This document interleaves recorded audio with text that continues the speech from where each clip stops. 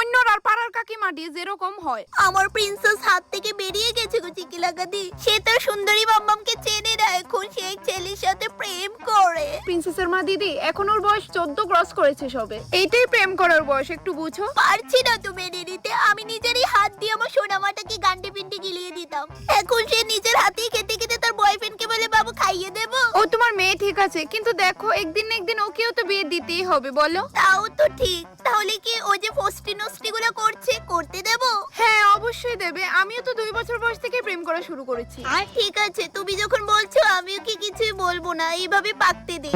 আর আমার পাড়ার কাহিমারি যেরকম প্রেম করস তুই, হ্যাঁ প্রেম করস, তোর বয়স হবে কত? মাত্র 21 বছর, এই বয়সে প্রেম? মা হ্যাঁ, আমার সত্যি অনেক ভালো পা, আর আমিও ভালো পাই। কি তা করস তুই? হে রে, তোমরা তেন গলা জানো না হইতে শোনা যার, আর এটাই তো বয়স নানি প্রেম হরার আউরি গাইলে রে হেনে।